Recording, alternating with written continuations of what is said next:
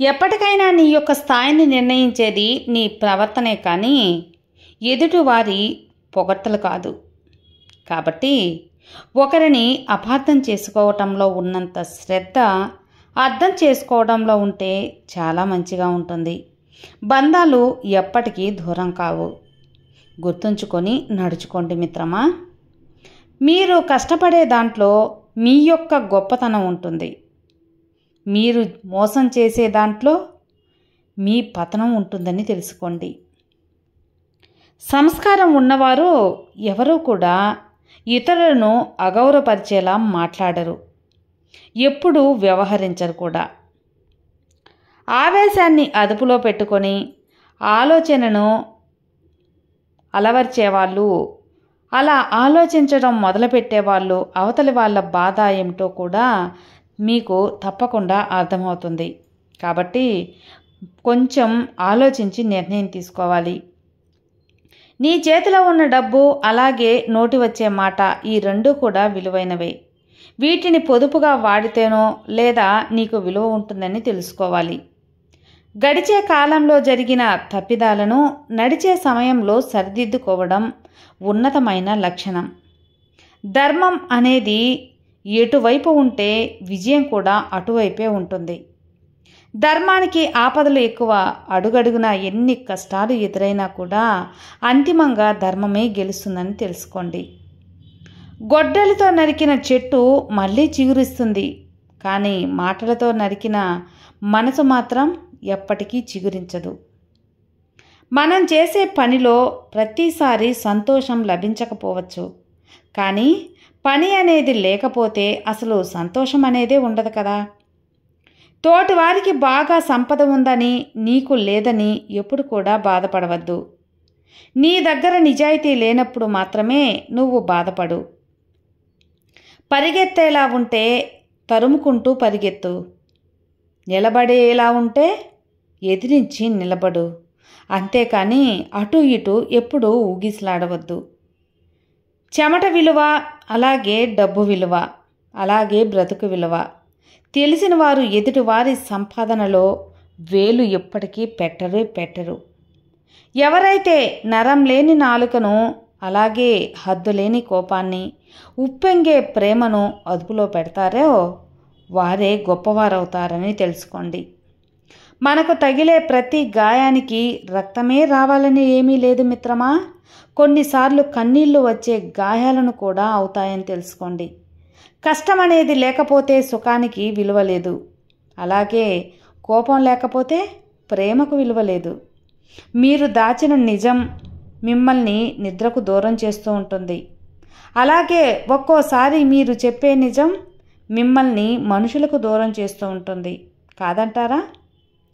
గెలవాలి అనే తపన నీకు దృఢంగా ఉంటే ఓటమి నిన్ను ఎప్పటికీ తాకలేదు.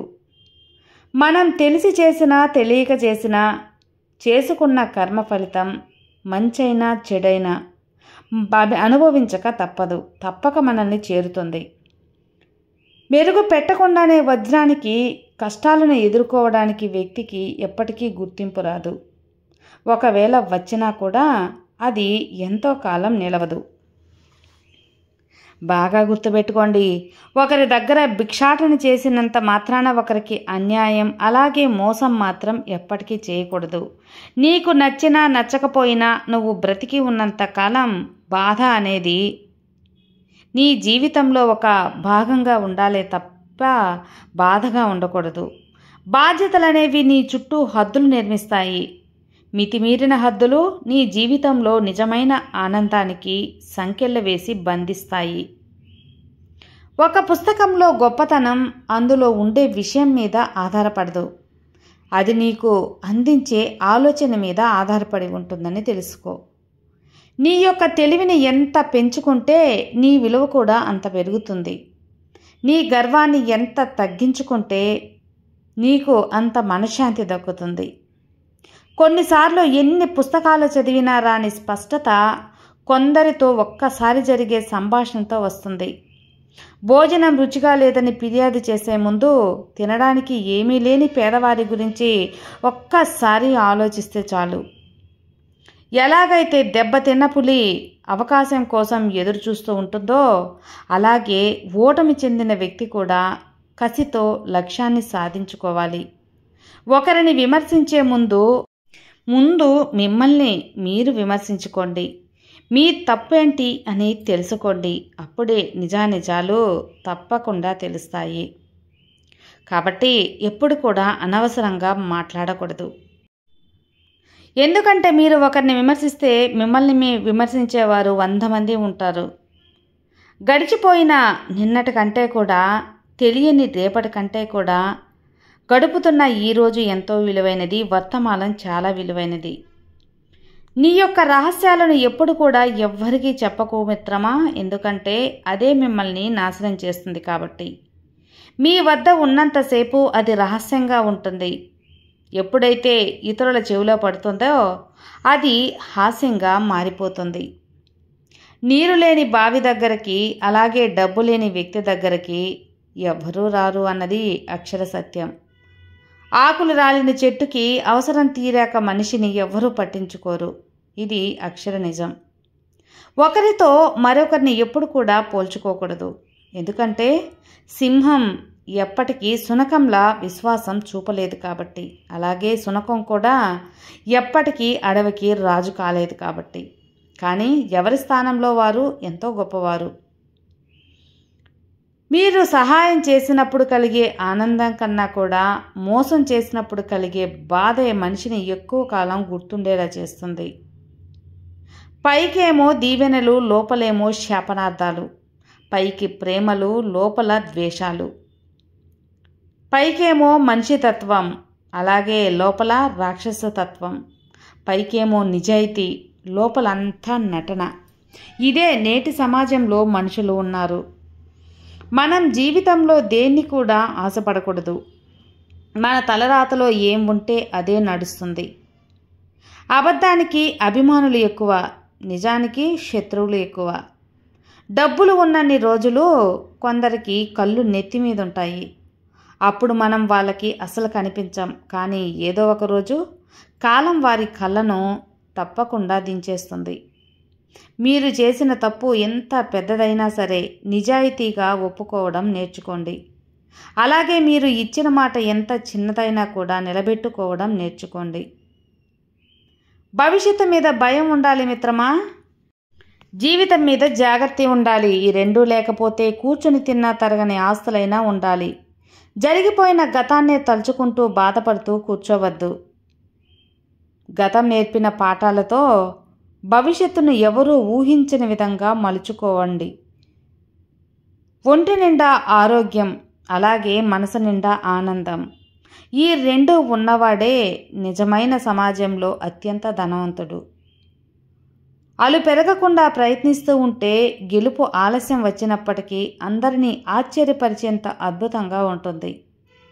మీ వెంట తోడుగా నిలబడి అబద్ధాన్ని రుజువు చేసి నిజాన్ని దాచేసే రోజులు ఇవి. కాబట్టి అప్రమత్తంగా ఉండాలి.